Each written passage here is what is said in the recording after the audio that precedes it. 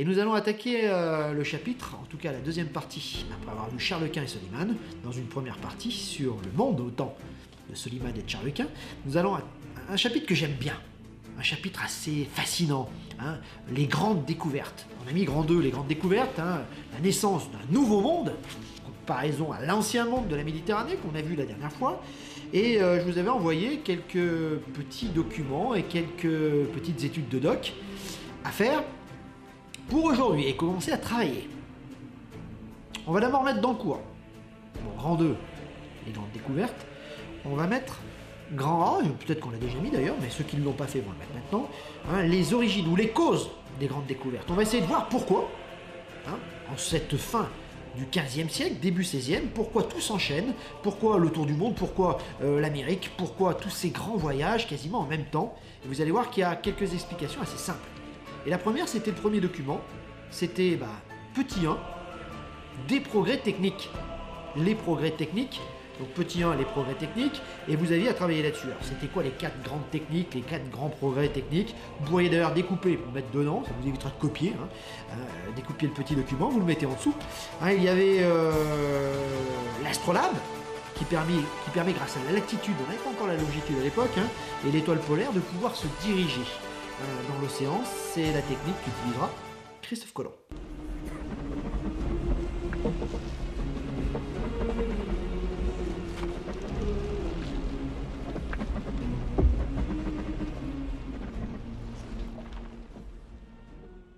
Les hommes se demandent comment vous savez où on est, puisque depuis des jours, on a perdu la Terre de vue.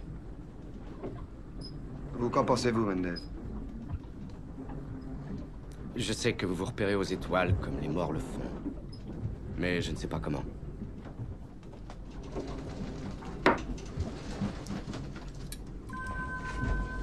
Tenez, prenez ce quadrant.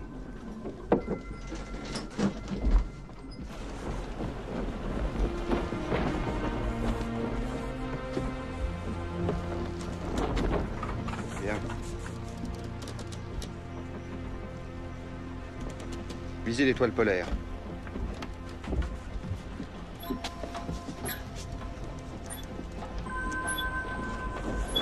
Gardez l'équilibre.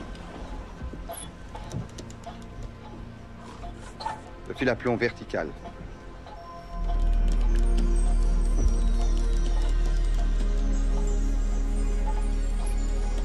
Ne bougez pas. Une erreur d'1 degré et on peut dériver de 600 lieues.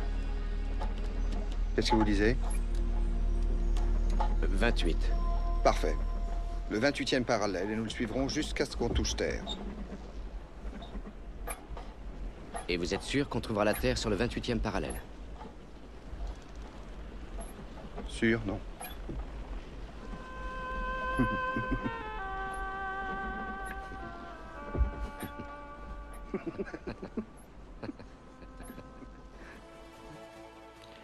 Vous avez ensuite les portulans. Alors les portulans, c'est les cartes maritimes de l'époque, les cartes marines. Alors vous avez vu, hein, elles sont assez... comment dirais-je? Ah tiens, je vous en mets une. Alors vous regardez. Vous voyez que c'est pas joli. Alors, quels sont les continents que vous voyez? Regardez bien. Bon, on voit l'Europe, on voit l'Afrique, on voit l'Asie. Bon, par contre, qu'est-ce que vous ne voyez pas?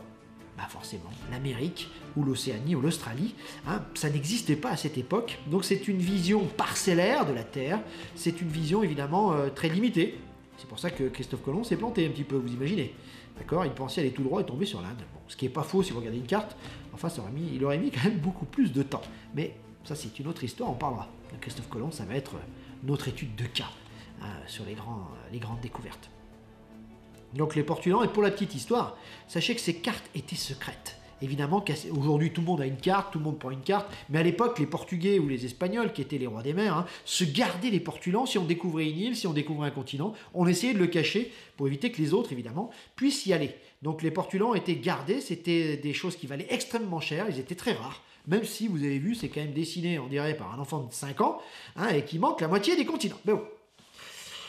Troisième tiret, le gouvernail des tempos. Eh oui, on n'y pense pas, hein, ça c'est les Chinois. Hein. Avec un gouvernail à l'arrière, on peut tirer d'un côté, tirer de l'autre, ce qui permet évidemment de manœuvrer avec habileté et les bateaux, et c'est vraiment l'invention qui va permettre de pouvoir se déplacer et d'aller plus vite, et surtout d'éviter de se taper un rocher. Autrefois, bah, c'était des rames, et avec les rames, on essayait... Bon, c'est beaucoup moins pratique, hein, vous imaginez, hein, où c'était des rameurs. Les galères. Ah, quelle galère. Eh oui, une galère, c'est avec des mecs qui rament dedans. Bon. Évidemment, pour traverser l'Atlantique, une galère, bon, c'était moyen. Enfin, la boussole. Tout le monde sait se servir d'une boussole, hein, ça indique le nord, et ça permet évidemment d'indiquer la direction où aller. Encore faut-il savoir hein, dans quelle direction on veut aller. Enfin, c'était plein ouest, donc avec la boussole, on arrivait quand même à se diriger. Christophe Colomb l'a sans doute utilisé. Et là aussi, on dit merci aux Chinois et aux Arabes qui ont récupéré le truc. Pareil pour le gouvernail des tempos. Hein, c'est-à-dire que c'est les Chinois qui ont inventé le truc. Pour l'imprimerie, pour les canons, c'est exactement la même chose.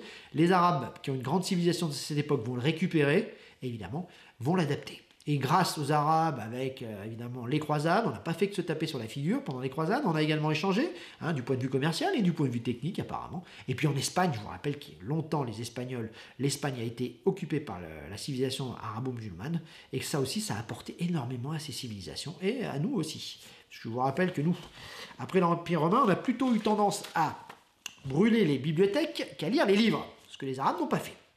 Ok, donc on voit toutes ces grandes techniques. J'en rajouterai une, vous allez la rajouter, hein, c'est évidemment la caravelle. Ah, la caravelle, regardez. Ce superbe bateau, hein, qui est assez petit, maniable, super solide, superbement adapté, la caravelle. Je vous mets en pièce jointe dans le cours d'aujourd'hui, contenu de séance. Hein, une petite caravelle avec la petite fiche technique qui vous explique pourquoi ce bateau est révolutionnaire et pourquoi ce bateau va permettre à Magellan, à Christophe Colomb ou à Vasco de Gama de faire des prodiges. D'accord ? La Pinta, la Niña et la Santa Maria sont les caravelles les plus connues du monde. Ce sont des noms de bateaux. Eh oui, ceux qui ont traversé l'Atlantique. La navigation sur l'Atlantique fait apparaître de nouveaux types de bateaux, plus longs, plus rapides, plus manœuvrables. Ce sont les caraques et les caravelles, les navires des grandes découvertes.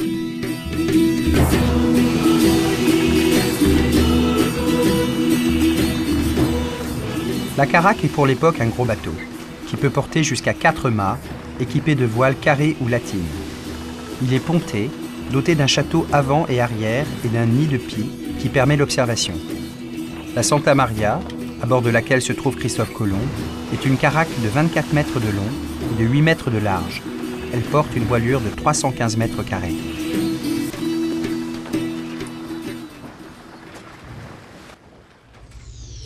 La Pinta et la Niña sont des caravelles. Plus petites que la caraque, ce sont des navires conçus pour l'exploration. Elles mesurent un peu moins de 20 mètres de long et 7 de large. Leur tirant d'eau, très faible, à peine 2 mètres, leur permet de se rapprocher au plus près des côtes et de remonter les fleuves. Elles sont équipées soit de voiles latines triangulaires, soit de voiles carrées. C'est grâce à ces voiles et au gouvernail des tambours que les marins dirigent savamment leurs navires.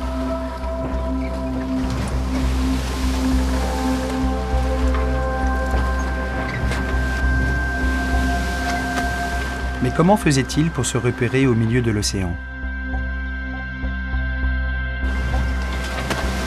En réalité, les explorateurs possèdent quelques instruments de navigation pour les aider dans leurs expéditions vers l'inconnu. C'est d'abord le compas ou la boussole. Elle permet de se diriger en indiquant la route à suivre. Les marins disposent également des portulans. Réalisés par des cartographes, ils indiquent les côtes reconnues, les réseaux de ports et les routes maritimes pour s'y rendre.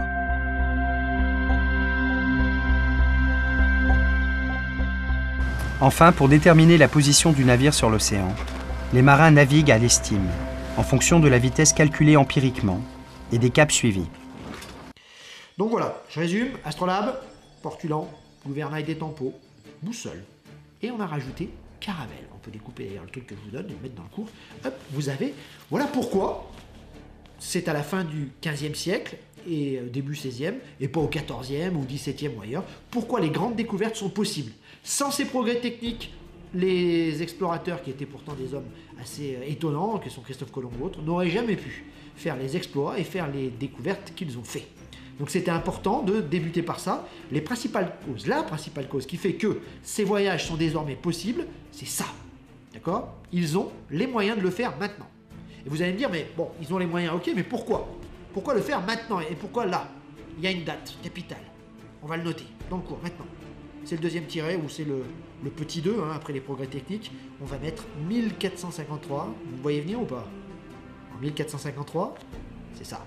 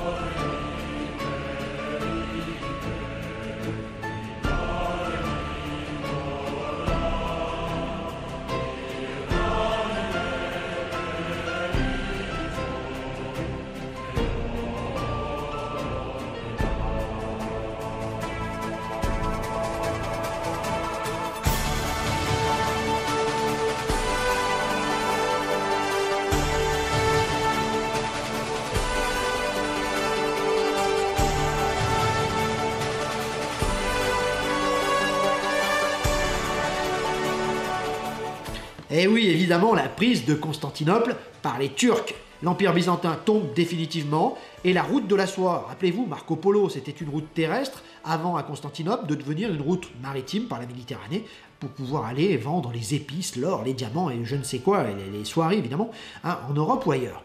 Et bien là, la route est coupée. Enfin, pas complètement, mais c'est les Turcs maintenant, ce n'est plus Gênes, ce n'est plus Venise, ce ne sont plus les Européens qui commandent le commerce oriental et ses richesses et ses trésors. Les richesses d'Afrique, les richesses d'Asie arrivent à Constantinople. Les Turcs en sont les commanditeurs, le grand bazar d'Istanbul devient la plaque tournante du carrefour du commerce mondial, et ça, les Européens ont bien du mal à l'entendre, ont bien du mal à l'accepter. Donc ils se disent qu'il faut, s'ils veulent avoir un maximum de bénéfices, pouvoir passer par eux-mêmes et ne pas passer par les Turcs. Il faut découvrir d'autres routes. Donc si on regarde la carte, je vous la mets, bon, on voit bien que Constantinople s'est coupé, donc le fond de la Méditerranée est plus possible. Par où va-t-on passer? On ne peut pas passer par la mer Rouge, puisque le canal de la mer Rouge, le canal de Suez n'a pas été encore construit, ça sera beaucoup plus tard, même si les pharaons y ont pensé, les Romains aussi, ça ne sera jamais fait. Donc il faut sortir de la Méditerranée de l'autre côté et trouver d'autres routes. D'accord? Vasco de Gama aura l'idée, lui, de descendre, ils l'ont déjà fait, les Portugais, hein. Ce sont des grands navigateurs, c'est la grande nation de cette époque, le Portugal. Tout petit pays, mais grâce à ses découvertes et à ses marins, un très grand pays de cette époque, très grande puissance. Hein. Ils sont déjà allés jusqu'aux Canaries, ont descendu les côtes africaines, et là ils se disent qu'en petit saut de puce, hein, en ne s'éloignant pas trop de la côte, ils vont pouvoir contourner par le cap de Bonne-Espérance, qui est vrai, hein, l'Afrique, remonter le Mozambique, etc., direction Madagascar et autres, et arriver par là en Inde. C'est vrai, mais quel voyage, quelle longueur, hein. C'est pour ça qu'on a fait le canal de Suez, hein, ça permet de couper. Hein. Mais évidemment que Vasco de Gama réalise un exploit et ouvre aux Portugais les richesses de l'Inde. Plus besoin de passer par les Turcs. Les Espagnols ne sont pas un reste, c'est l'autre grande nation de cette époque. Ils se sont débarrassés Ils ont fait la guerre aux Arabes, une sorte de reconquista, je vous le rappelle. Hein. La dernière ville arabe qui tombe en Espagne, Grenade. Et je vous donne dans le mille, quelle date? 1492. Eh ouais, 1492, c'est Christophe Colomb. Pardonnez les assassins! Pardonnez les assassins! Pardonnez les assassins!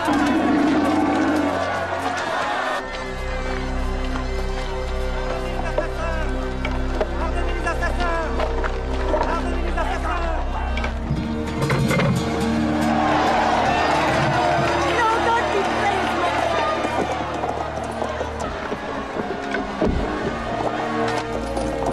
Señores. Les morts ont bâti Grenade il y a des siècles. Nous la leur avons reprise. Mais c'est une victoire tragique pour nous. Nous perdons une grande culture.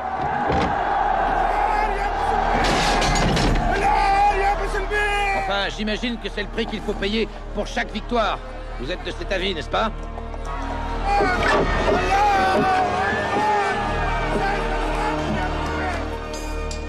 Donc les Espagnols ont terminé leur reconquête. Ils peuvent se tourner vers d'autres horizons. D'accord, on verra cette histoire assez étonnante bientôt. D'accord, et là Christophe Colomb, lui, c'est pas. Les Portugais sont en train de loger l'Afrique, il peut pas passer par là. La seule chose qui lui reste à faire, tirer tout droit, direction, traverser ce qu'on n'appelait pas encore l'Atlantique, mais la mer Océane, traverser tout droit. Et il est certain, en regardant les cartes, en faisant les calculs, etc., qu'il va tomber sur les Indes. C'est la plus grande erreur géographique de tous les temps et en même temps la plus grande découverte jamais faite. Même si on sait aujourd'hui que les Vikings l'ont sans doute découvert bien avant lui. Et peut-être même les Chinois. Bon, voilà. Donc vous allez me dire, monsieur Afri, vous êtes perdu un petit peu en conjoncture. Qu'est-ce qu'on note finalement? Petit 2, oui, on a mis 1453, prise de Constantinople. Et bon, mais la route de la soie est coupée. Les Turcs ont la main sur le commerce des épices et de l'or et de la soierie. Les Européens vont devoir trouver d'autres routes pour aller en Inde. C'est marqué? On note ça, tranquille. Bon, vous inquiétez pas, pour ceux qui ont un petit peu de mal, je mettrai quand même une trace écrite, vous pourrez toujours la récupérer dans le contenu de séance.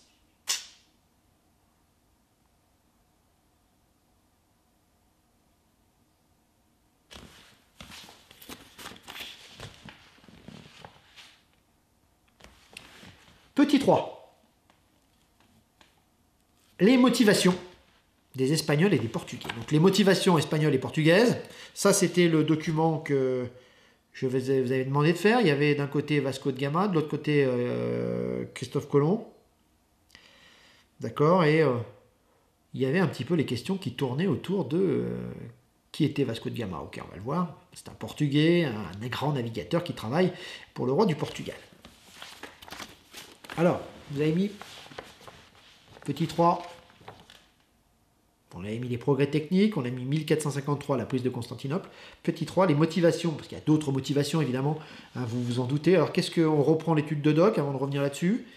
Alors allons voir ce que vous avez mis. Donc Vasco de Gama, explorateur portugais, grand navigateur qui va passer évidemment par l'Afrique et le Cap de Bonne-Espérance pour rejoindre les Indes. Voilà ce qu'il fallait mettre sur lui. On verra tout à l'heure puisque vous aviez un tableau à faire. Alors quelles sont les motivations des Portugais? Vous avez lu le texte? Bon, il y a d'abord la curiosité de Don Henrique, le roi, qu'on appelle Henri le navigateur. Henrique le navigateur. Hein, il veut passer, aller voir ce qu'il y a au-delà des Canaries. Donc il y a déjà cette curiosité. Hein, c'est un roi éclairé, lui-même a navigué. Il veut, alors première partie de la question, il veut aller voir par l'au-delà de ce qu'il y a dans les Canaries. C'est la curiosité. Ensuite, j'espère que vous avez vu qu'il veut aller trouver des marchandises bon marché, hein, et faire du commerce avec des lieux habités par des chrétiens, hein, parce qu'il n'y a personne qui fait du commerce avec eux, en gros c'est ça, hein, aller commercer, faire du commerce avec d'autres peuples chrétiens, si possible, si on les découvre.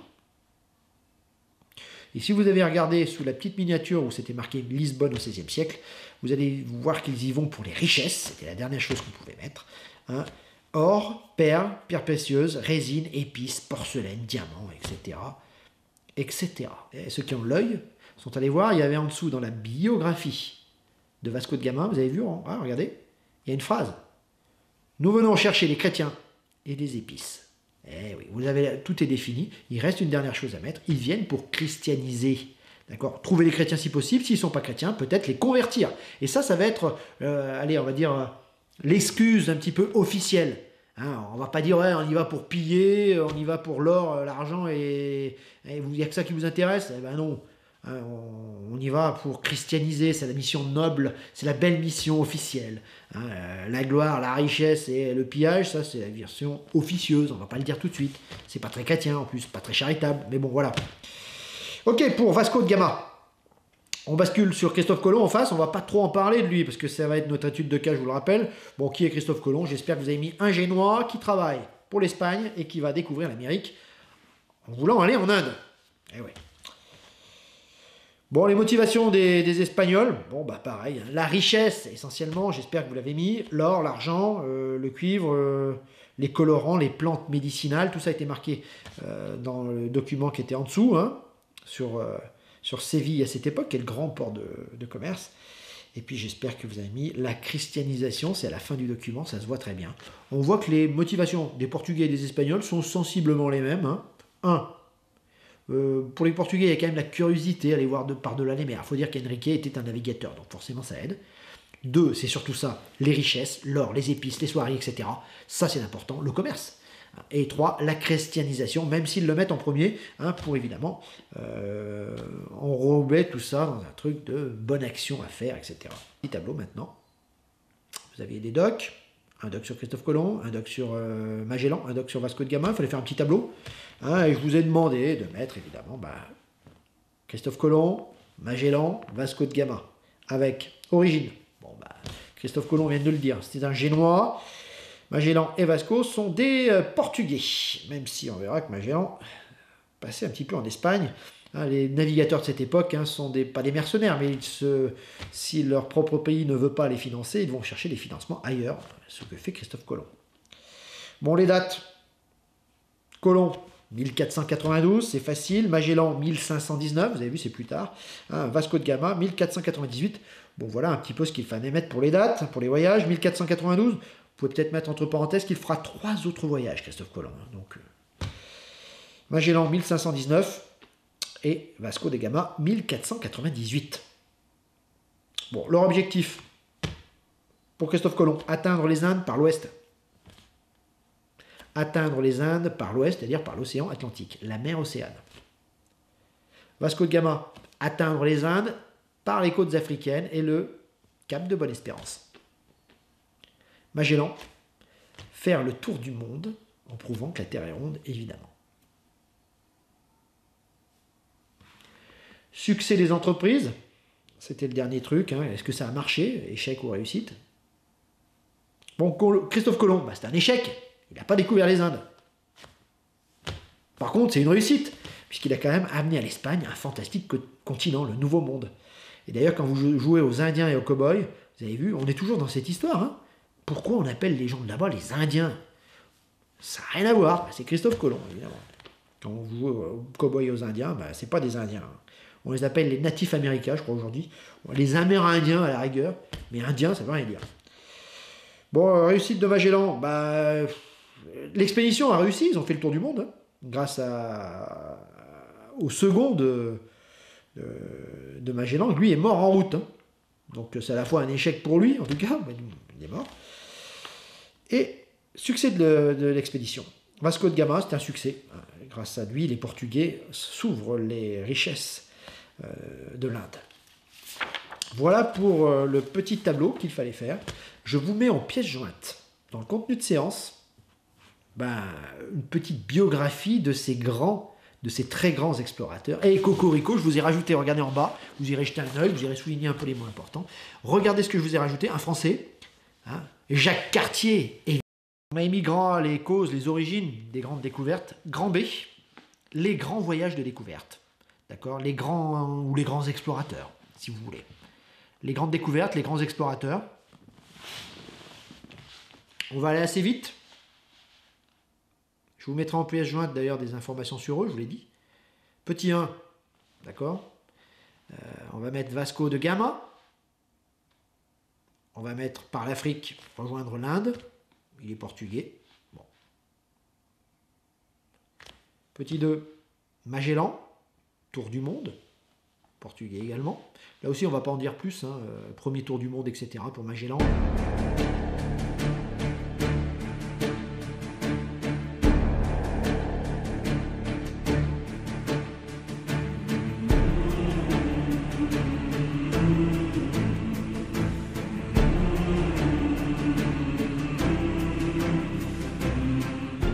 Depuis que Christophe Colomb a découvert l'Amérique pour le compte de la Castille et que Vasco de Gama a ouvert la route des Indes pour le Portugal, une lutte sans merci a lieu entre ces deux superpuissances navales occidentales.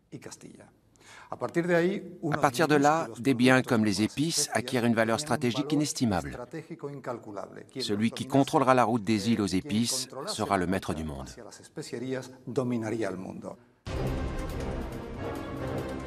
Valladolid, résidence des rois de Castille. Charles Quint, monté sur le trône d'Espagne en 1516, entend désormais consolider son pouvoir. Il a des visées sur les richesses des territoires du Nouveau Monde et se livre à une course effrénée avec le Portugal, dont l'enjeu est la domination des 7 mers.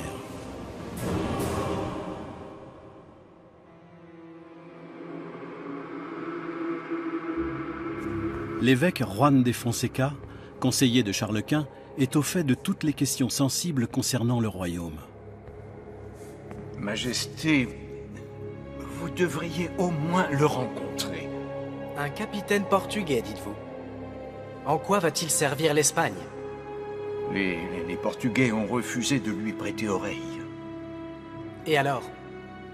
Est-ce pour nous une raison suffisante? Oui, Votre Majesté, parce que l'enjeu est immense. Il aurait fait une grande découverte qui pourrait tout à fait ruiner le monopole commercial des Portugais. Si c'est vrai, ses compatriotes le verront comme un traître. Je me demande bien ce qu'il va nous raconter. Fernand de Magellan.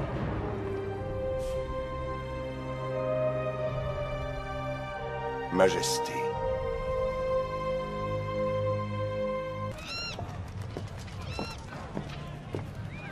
Il a fallu du temps à Magellan pour rassembler les fonds nécessaires à l'expédition. Mais à présent, ils sont suffisants pour un voyage de 2 ans en mer.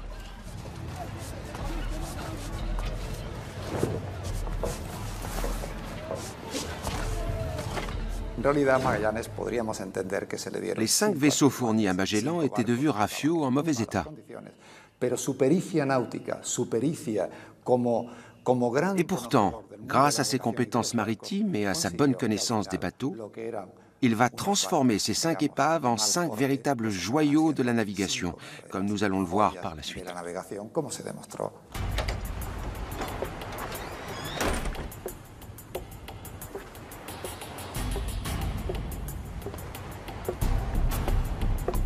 Il faudra près d'1 an et demi pour remettre en état les navires. Avant d'appareiller, Magellan remplit les cales à ras-bord, avec les provisions nécessaires pour cette longue expédition.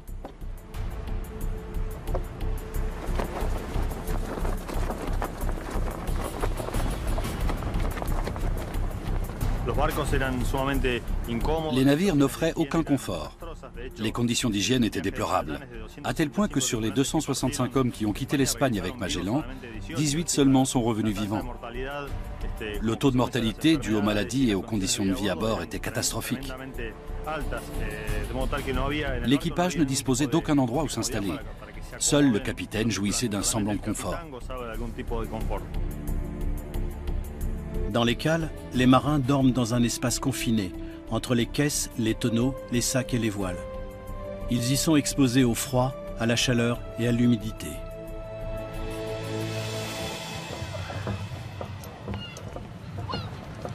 Où puis-je trouver le sieur Magellan? Lorsque les bailleurs de fonds apprennent que Magellan a l'intention d'engager comme marin des compatriotes portugais, ils entendent bien l'en empêcher. Ils n'ont rien en revanche contre un jeune aristocrate italien nommé Antonio Pigafetta. Magellan ne l'a pas pris au sérieux. Quand Pigafetta s'est présenté à lui, sa première question a été « Qu'est-ce que vous savez faire ?» Vous n'avez pas l'air d'un navigateur? Êtes-vous soldat, canonnier, menuisier? Non. Que voulez-vous alors? Je veux voir des contrées lointaines. Nous partons pour un voyage de 2 ans, à l'issue très incertaine. Je parle plusieurs langues et j'écris très bien. Il vous faut quelqu'un pour consigner tout ce périple afin que ceux qui restent à terre puissent en connaître les moindres détails. Antonio Pigafetta sera le chroniqueur de ce premier voyage autour du monde. Son journal de bord est un document précieux. Le 10 août 1519, une flotte composée de 5 caraques quitte le port de Séville. Le rêve de Fernand de Magellan se réalise. Désormais chef de l'expédition, il entame avec ses hommes un voyage vers l'inconnu. En choisissant de naviguer vers l'ouest, parviendra-t-il à rallier les îles aux épices? Prendra-t-il un avantage décisif sur le Portugal pour la suprématie sur les mers?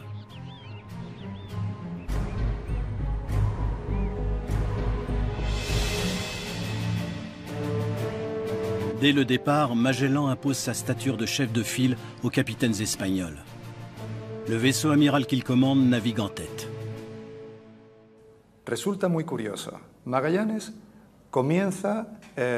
Au début, Magellan est sceptique vis-à-vis de ses hommes. Il a des adversaires au niveau du commandement. Les capitaines des autres vaisseaux, qui sont tous castillans, les inspecteurs, le comptable, le trésorier. Au sein des équipages, les marins portugais l'aiment, ils l'admirent, c'est l'un des leurs. En revanche, les Espagnols voient en lui un rival parce qu'il est étranger.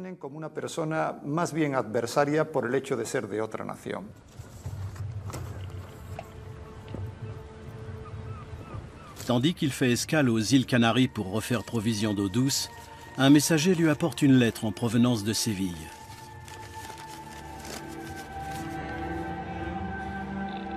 Je viens d'apprendre, tout à fait par hasard, que les autres capitaines préparent secrètement votre perte.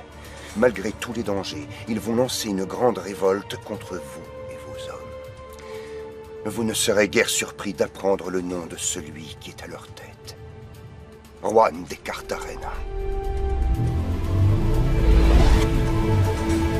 Le fidèle serviteur et l'intime de Monseigneur Fonseca, le conseiller du roi. Voilà tribord! Voilà tribord! L'explorateur ne dévoile ses plans à personne. Partout, il flaire la trahison. Lors de l'appel matinal, au moment de donner ses instructions pour la journée, il n'accepte aucune suggestion et ne tolère aucune opposition. Depuis qu'il a été prévenu, il surveille de près un homme en particulier, Juan de Cartagena, son vice-amiral. Comment pouvez-vous changer de cap sans nous consulter?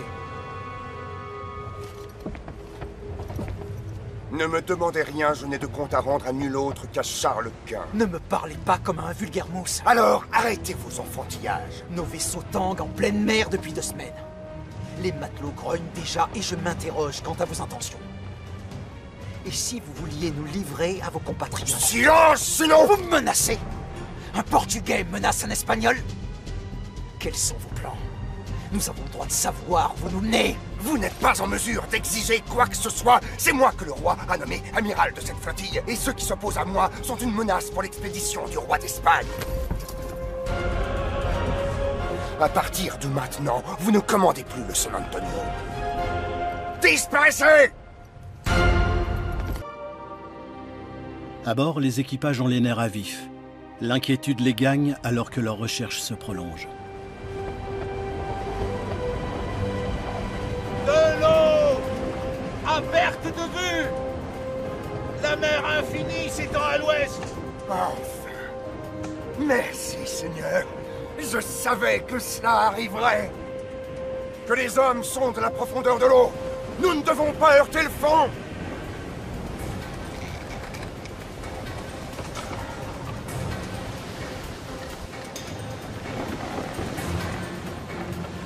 Séparons la flottille. Nous fouillerons l'ensemble de la côte. Nous finirons par trouver ce passage. Nous visiterons la moindre crique, aussi petite soit-elle. Nous mettrons toutes les chances de notre côté pour trouver ce détroit.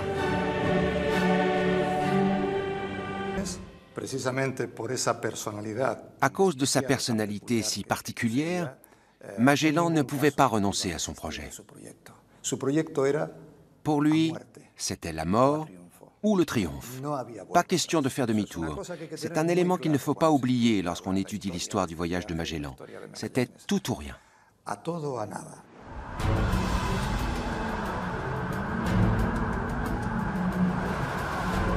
Plus Magellan progresse en direction du sud, plus le froid s'intensifie.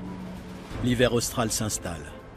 Dès lors, comment justifier auprès de son équipage la poursuite des recherches? Force est de reconnaître qu'il s'est fourvoyé.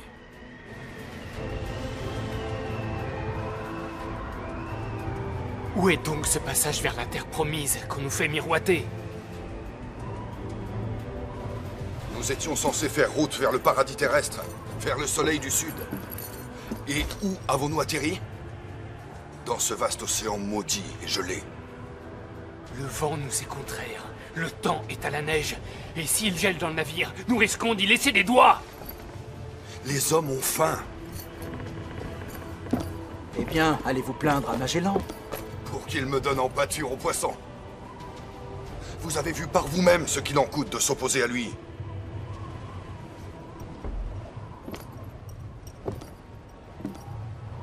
Et si nous décidions de virer de bord et de faire voile sur l'Espagne?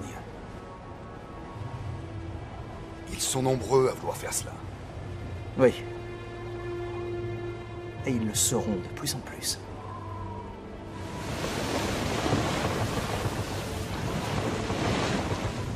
Écoutez-moi. Le roi a donné le cap que nous devons suivre, pas moi. Alors nous garderons ce cap. S'il le faut tout cet hiver, et même encore au printemps. Il nous reste des biscuits, du vin et de l'eau fraîche en quantité, messieurs. Alors réfléchissez! Vous ne vous rendez pas compte qu'un nouveau monde est à portée de main? Le monde fabuleux des épices! Plus il sera difficile à atteindre, plus nous serons riches. Nous servons le roi, alors nous voguerons jusqu'à trouver ce passage. Vous avez compris? Ayez foi, et Charles Quint vous récompensera. Magellan croit dur comme fer à la réalisation de son rêve. Mais face aux tempêtes de l'hiver austral, la progression des navires est de plus en plus difficile. C'est alors que l'inespéré se produit. Les navigateurs découvrent un nouvel estuaire abrité des vents, qu'ils nomment Puerto San Julián. Cette baie paisible leur offre un abri salutaire. Ils peuvent s'y ravitailler en eau douce et la pêche y est facile.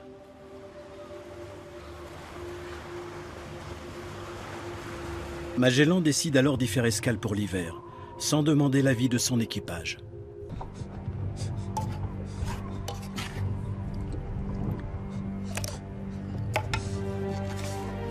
Voilà qu'on avale des rations gâtées. Les rats doivent être mieux nourris que nous.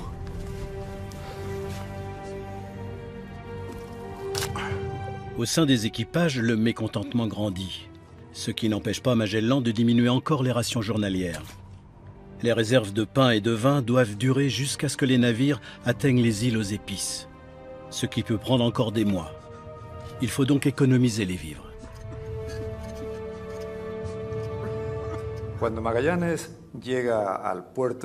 Quand Magellan arrive au port de San Julián, les conditions sont absolument épouvantables. L'équipage est au bord de la mutinerie. C'est une poudrière prête à exploser à tout moment. La faim et la peur de ne plus jamais revoir la patrie attisent les différents latents. Prenons les armes. Bientôt, le conflit entre les Portugais fidèles à Magellan et les marins espagnols éclate au grand jour. Allons-y. Il est temps que chacun prenne une arme.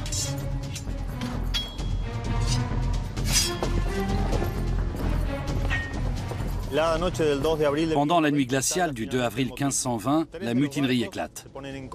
3 navires se soulèvent contre Magellan, qui n'en commande alors plus que 2. L'autorité de Magellan, tout comme sa mission, sont sérieusement remises en question. Mais il ne perd pas son sang-froid. Il envoie des négociateurs qui font semblant d'engager des pourparlers auprès des révoltés, afin de les amadouer. Des fidèles de Magellan se faufilent à bord des navires mutinés et parviennent à en prendre rapidement le contrôle. Bientôt, les révoltés n'auront plus qu'à rendre les armes.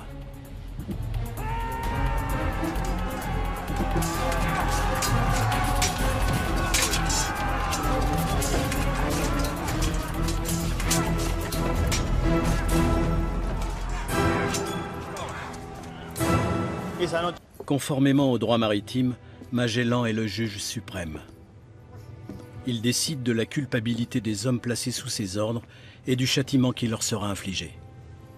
Avez-vous si vite oublié qui vous servez? Nous sommes au service de la couronne d'Espagne.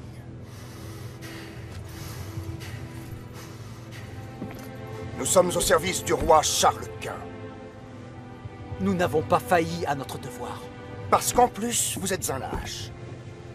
Et moi qui vous croyais doté de la force d'âme qui caractérise les Espagnols depuis toujours. Nous végétons depuis des mois dans ce désert de glace. Le détroit, plus personne n'y croit. Nous voulons rentrer. Jamais!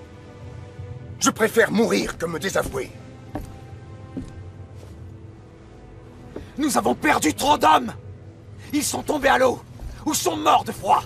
Est-ce cela que vous voulez? Au diable vos épices, et au diable votre or! Est-ce là une raison suffisante pour tenter de nous tuer? Vous êtes coupable de mutinerie et de haute trahison.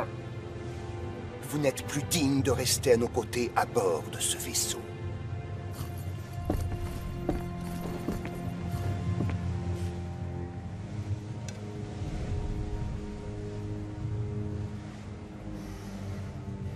Messieurs, voici mon verdict. Juan de Cartagena, je vous relève de toutes vos fonctions et je vous bannis. Priez Dieu pour votre salut. Gaspar de Quesada, capitaine de vaisseau de la marine royale. Vous vous êtes rendu coupable de meurtre et de mutinerie. Je n'ai guère le choix, vous avez mérité d'être condamné à mort. Fin août 1520, après 5 mois d'escale, la flotte quitte la baie de San Julián. L'hiver austral terminé, Magellan peut repartir en quête du fameux passage vers l'ouest.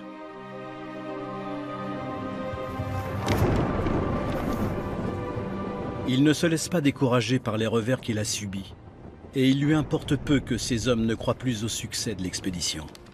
S'il faisait demi-tour maintenant, ce serait un triomphe pour ses ennemis. Lorsqu'il aperçoit une baie marquant l'entrée d'un détroit, il reprend espoir et envoie 2 de ses navires en reconnaissance. Commence alors une attente mêlée d'inquiétude.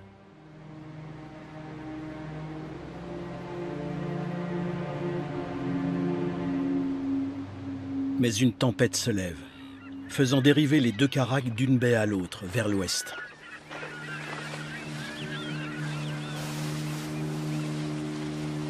Christian Manca travaille au musée Magellan de Punta Arenas, à la pointe sud de la Patagonie. Il connaît très bien l'histoire du navigateur portugais.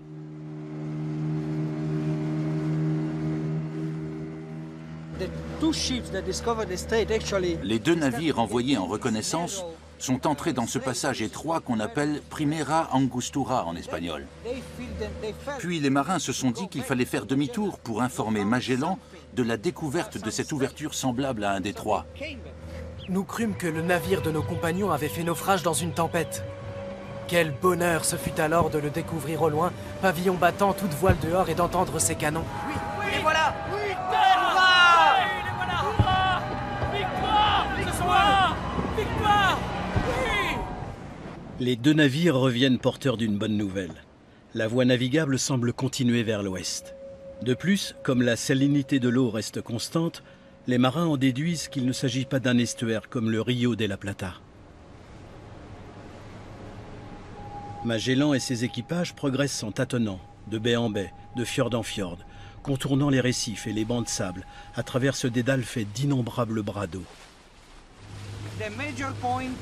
Une question essentielle s'est posée quand le détroit s'est ramifié en 2 branches. L'une allait s'avérer sans issue et l'autre remontait vers le nord. C'est alors que Magellan s'est demandé pour la première fois s'il fallait scinder la flotte en 2.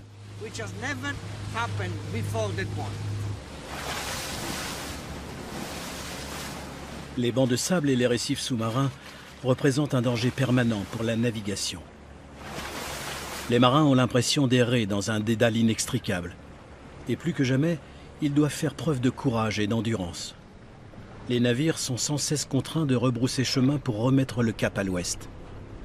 Y a-t-il une issue pour sortir de ce labyrinthe aquatique? Ce n'est pas un détroit comme les autres. C'est un ensemble de voies navigables qui s'étend sur près de 1000 km de long. Ces marins ont été les premiers à s'y risquer. Et ils avaient peur de tout, des hommes, des conditions météorologiques. Ils devaient affronter tout ce qui se présentait dans le détroit.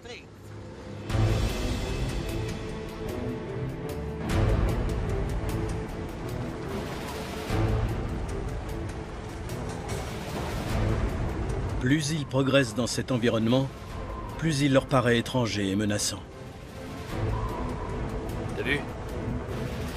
C'est quoi ces feux là-bas? Sur la côte, ils aperçoivent des feux mystérieux, mais ne voient pas d'hommes dans les parages. Magellan baptise cette région inhospitalière Tierra del Fuego, la terre de feu. Quel étrange endroit est-ce là? Soumis à tous les vents, quel homme, quel genre d'animal pourrait vouloir y vivre? Est-ce le monde terrestre ou la porte de l'enfer? Où donc nous mène ce voyage? Reverrai-je jamais ma patrie? Reverrai-je jamais mon épouse et mes enfants? Reviendrai-je un jour en homme riche, couvert de gloire et acclamé en héros? Quand?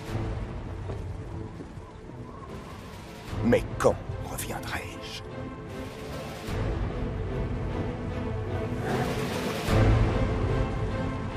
Pendant plus d'un mois, Magellan cherche avec acharnement le passage vers l'ouest, poussant ses hommes dans leur dernier retranchement. C'est à ce moment qu'a lieu le tournant décisif. La voie d'eau, jusque-là étroite et sans fin, commence peu à peu à s'élargir, pour s'ouvrir sur une surface d'eau qui s'étend à perte de vue. Cette route maritime, ouverte grâce à la ténacité de l'illustre navigateur, sera baptisée en son honneur le détroit de Magellan. Ce dernier a réussi son pari, prouver qu'il existait bel et bien un passage entre l'Atlantique et le Nouvel Océan, une route qui permettrait d'accéder aux richesses de l'Asie. Mais venez, allez mes frères, venez!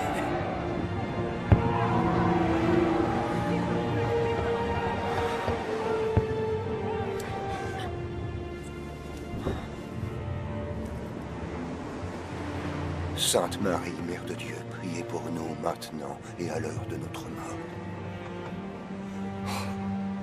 Sois loué, Seigneur. Il devait être aux anges. Mais quelques jours plus tard, il a appris que le navire qui transportait toutes les provisions avait disparu. Il est alors retombé du paradis en enfer.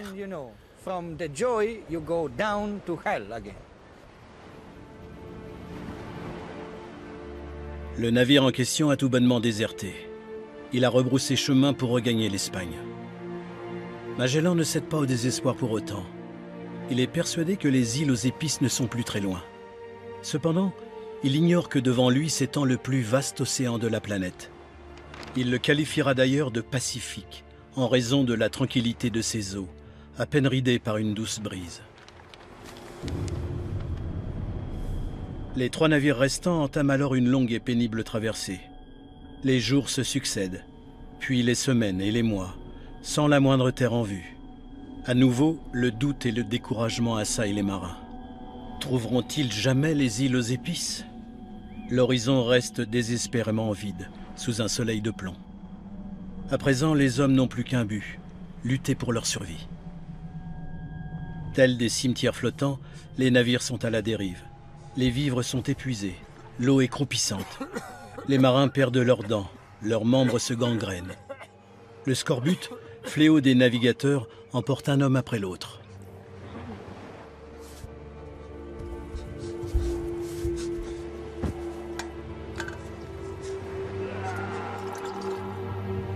Un jour, je surpris quelqu'un qui fixait avec envie un cadavre encore chaud. On voyait qu'il l'aurait très vite dévoré s'il avait pu le faire. L'expression de son visage le trahissait car elle montrait son intention de découper ce corps en tranches, et puis de le déguster à la petite cuillère.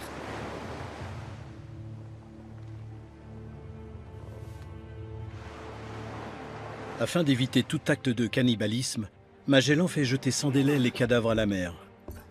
Au cours de la traversée du Pacifique, un marin sur 10 trouvera la mort, avec l'océan pour dernière demeure.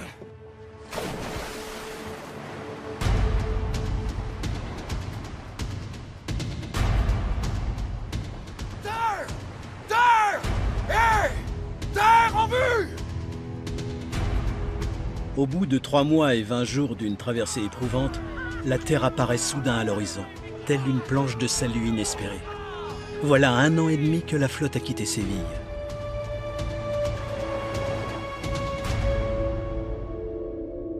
Les marins font escale dans les premières îles qu'ils atteignent pour se ravitailler en vivres et en eau douce avant de poursuivre l'expédition. Magellan découvre ensuite un archipel qu'on nommera plus tard les Philippines.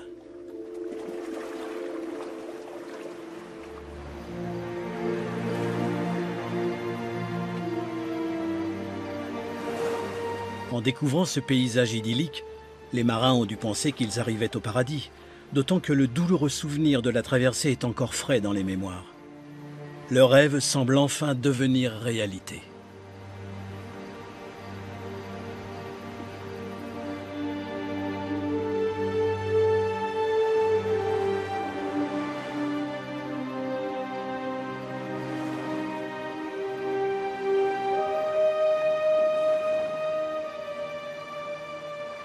Magellan a emmené avec lui Enrique, son fidèle serviteur.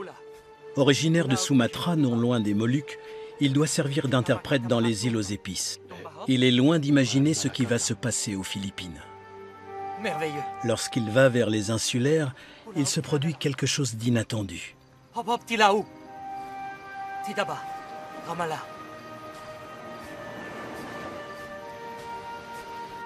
En fait, je comprends ce qu'ils disent. Ah bon? Tu en es sûr? Je ne comprends pas tout, mais il y a des mots qui sont les mêmes. Et sais-tu ce que cela signifie? Oui, maître. Cela signifie que nous approchons de chez moi. Et de notre but, Enrique! En Europe, personne ne soupçonne l'existence des Philippines, l'archipel découvert par Magellan près des Moluques. Il en prend possession au nom de Charles Quint et en son nom propre. En effet, avant le départ de la flotte, le roi lui a octroyé un pourcentage de tous les gains qui découleraient de l'exploitation des nouvelles colonies.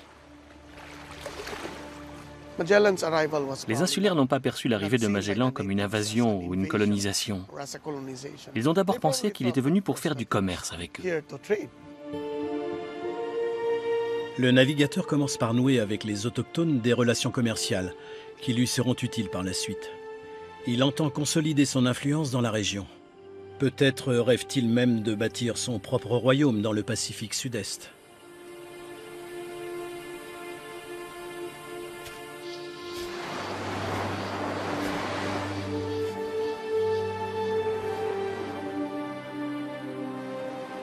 Magellan est très croyant. Le jour de Pâques de l'an 1521, il célèbre la première messe sur la plage de Limasawa.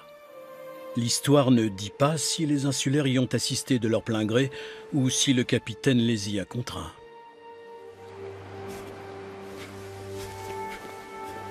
Les monarques espagnols et portugais considèrent la conquête du monde comme une mission divine. L'évangélisation est censée montrer aux autochtones que les rapports de force sont une émanation de l'autorité divine et qu'ils doivent se soumettre aux souverains de droit divin. Ceux qui n'adoptent pas la foi véritable sont mis à l'index.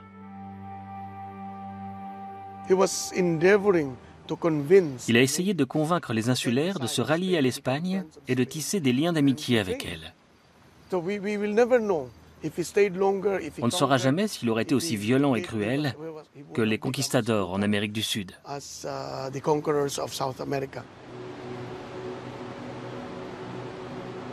Magellan reprend la mer pour sillonner l'archipel. Il veut annexer autant d'îles que possible dans l'espoir d'obtenir richesse et pouvoir pour le roi d'Espagne et pour lui-même. Pour mener à bien cette mission, il est piloté par les insulaires, car la navigation sur les eaux de l'archipel est dangereuse. Après avoir quitté Limasawa, la flotte met le cap sur Cebu, un important port de commerce. Magellan et la couronne d'Espagne ont besoin d'un chef de file, d'une alliance solide et puissante pour les soutenir dans la région, afin de s'assurer le contrôle de la route des épices. Et Humabon, le roi de l'île de Cebu, leur semble la personne idéale pour jouer ce rôle. Humabon, le roi de Cebu, est en conflit avec Lapu-Lapu, le chef de tribu d'un îlot voisin. Magellan décide de combattre pour le compte du roi Humabon afin de lui démontrer sa puissance.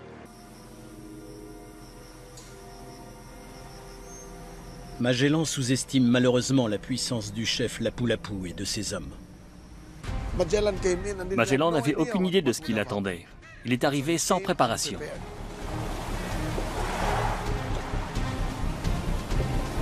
Le 27 avril 1521, Magellan accoste sur l'îlot de Mactan, voisin de Cebu, pour livrer bataille à Lapu-Lapu.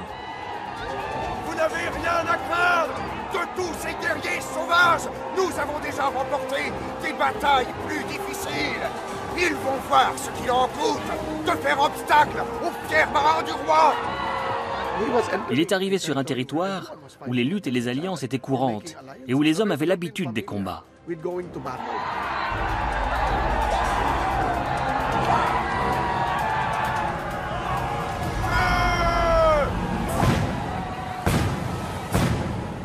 Nous pointâmes les armes à feu sur l'ennemi et tirâmes 30 minutes durant sans lui causer de grands ennuis. Lorsque nous fûmes à court de munitions, les Indiens lancèrent l'offensive.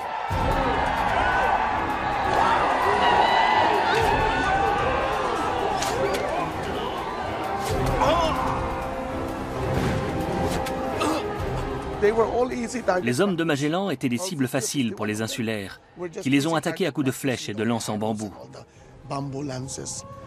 J'aurais bien aimé assister à cette bataille.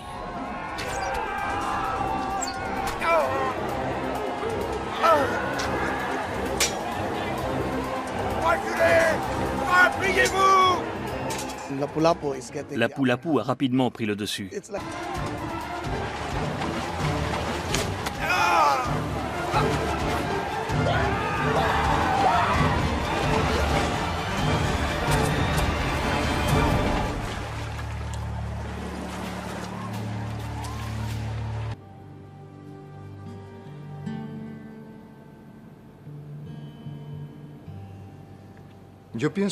À ce jour, Magellan n'est toujours pas reconnu au même titre que Christophe Colomb ou Francis Drake, alors que ses exploits sont au moins équivalents, voire supérieurs à ceux de ces grands navigateurs.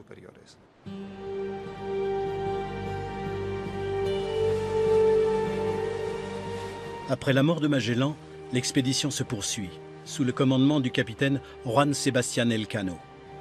Des 5 caracs qui composaient la flotte au départ, il n'en reste maintenant plus que 2. À l'issue d'une longue odyssée, elles atteignent enfin les Moluques.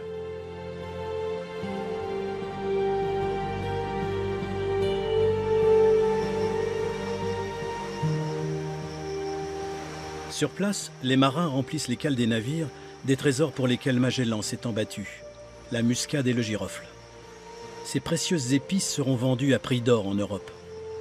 Avec l'or et l'argent, elles sont à l'origine de la richesse et de la puissance des royaumes du Portugal et d'Espagne. Des 5 navires partis de Séville, seul le Victoria prend la route du retour vers l'Espagne. Il quitte les Moluques en décembre 1521 et entame la traversée de l'océan Indien contrôlé par le Portugal. Les marins craignent en permanence que leur navire ne soit découvert et arraisonné par leurs ennemis. Sur les 265 marins que Magellan a engagés, seuls 18 parviennent à rentrer en Espagne en septembre 1522. Leur expédition aura duré 3 ans. Antonio Pigafetta fait partie des rescapés. Ce premier tour du monde assurera également la gloire posthume du chroniqueur.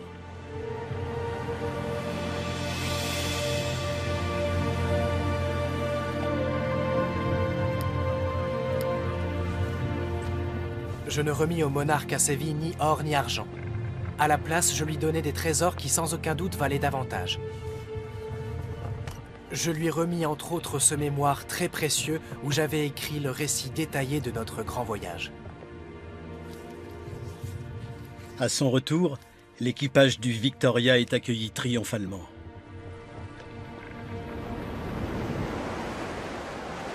Néanmoins, la voie ouverte par Magellan au prix de tant d'épreuves et de vies humaines s'avérera bientôt une route commerciale peu rentable et sera délaissée, tant sa navigation est périlleuse. Je vous souhaite une bonne semaine, portez-vous bien et je vous dis bye bye, à bientôt. Ah oui, j'allais oublier, évidemment, notre petite carte postale, nos petits voyages et histoire. D'ici là, vous jeterez également un petit coup d'œil sur ma chaîne YouTube. Je vous ai déjà emmené en Turquie, Sainte-Sophie et la Mosquée Bleue. On est allé à Rio, le Corcovado et le pain de sucre. Et là, on change complètement de continent. Direction les îles grecques, pour les 2 plus belles îles de la Méditerranée, en tout cas pour moi, une histoire extraordinaire, aux sources de nos civilisations.